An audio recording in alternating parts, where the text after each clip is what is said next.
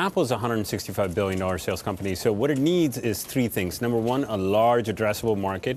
The second is a growing addressable market. And three, a profitable market. And a watch market could potentially target all three of those segments. Relative to the TV, it's a more profitable business in our view. So it could be a threefer. Is it also more realistic? I mean, in that they might be able to get it done sooner. We've been waiting and waiting and waiting for Apple TV. Still not here yet. Might the watch be more realistic in terms of its time horizon? That's very, very hard to tell. Apple's particularly secretive about product plans, and it's unclear what the functionality of the watch will entail relative to anything else that's out in the market. But what's clear is that a watch market is fragmented. Certain segments of the watch market are growing. If you look at the Bloomberg Industries luxury goods sector, we have information that suggests that the high end of the watch market is doing really well. The mid end of the watch market is doing well. And it's very fragmented from a market share perspective. So with a segment such as this, where it's unclear what the features ought to be, Apple could do really well in this segment. How do they make sure, Brian Blair, that they don't effectively cannibalize themselves? In other words, if you have a watch that also maybe can make some phone calls and do a little computing for you, do you still need the iPhone? Well, that's going to be the big question, and it was touched on earlier. You know, what functionality would an iWatch really offer?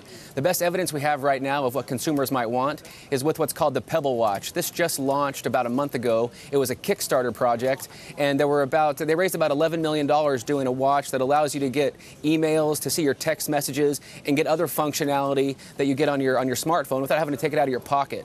So that's really the best evidence we have right now of what consumers want. But whether or not Apple's actually going to do this and whether it's going to sell well it's going to be critical to know what does it do. You know, what do consumers want it to do? What do you think consumers really want ultimately? You know what? I actually ordered a Pebble Watch. It hasn't arrived yet, and but you'll be able to tell me then. Well, I'll tell you then. But what I look forward to doing is if I'm eating lunch or if I'm at dinner, I'd like to see who's calling me before I pick up the phone. I'd like to see a text message without having to interrupt the dinner conversation. So I think that's kind of where we start, and other functionality can maybe build on top of that. Okay, let's go over to David, who's watching the stock price, which, as we mentioned before, just keeps really struggling. Last 12 sessions have been poor ones, David.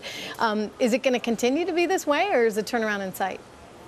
Well, I think we're close to at least an interim low, and what we've seen since the May 2009 level, where the 50-day crossed over the 200-day moving average and began a major bull run to over 700 at a share.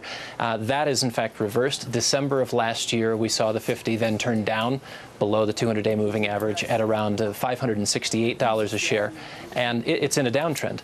Your support is at 400. You have further support at 200, but in all likelihood, you get to 400 and you bounce to 470, even 5.25.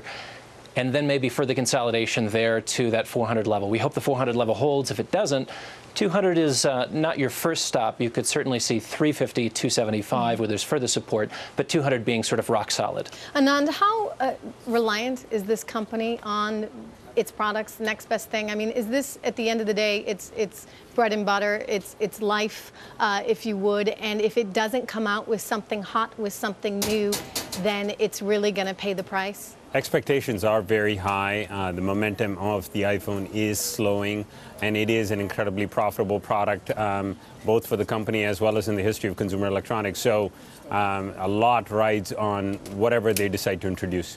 They've got to find something good. That's right. And when we talk about the watch, Brian, as being something that's more profitable potentially than Apple TV, I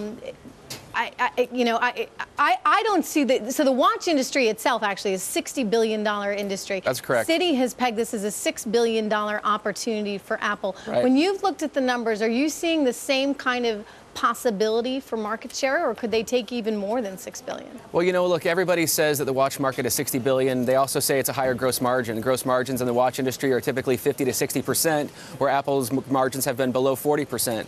So there's certainly opportunity there, but it still really comes down to whether or not we all agree there can be utility from having a smart watch. You know, Apple's clearly been working on this, but it doesn't mean it's going to come to market for sure. Apple often works, they have 75,000 employees. They work on a lot of things that never see the light of day. I think if we all believe there can be utility here, that it can be kind of an extra screen on your wrist, then they could very well do this. But it's still not clear yet. And for me, until there's actually evidence of it in the supply chain that it's being made, it's still yeah, just you're a not hope. necessarily buying the stock on the hopes that they're going to come out with the iWatch. Let's just take a guess here. If you were going to put a price tag on this thing, where do you think the consumer would want to see the iWatch? A couple $100, for me, $200-300 probably be the sweet spot for something like this. Just given the functionality that I mentioned earlier, you know, if it's going to do more than that, you know, maybe it could be a little more. But we've so they'll pay more for a phone than they will a watch. Absolutely. All right, Anand, do you agree? I think that's a fair point. If you look at the current product offerings available today in the digital spectrum, that's about the right price range for a watch vis-a-vis a phone.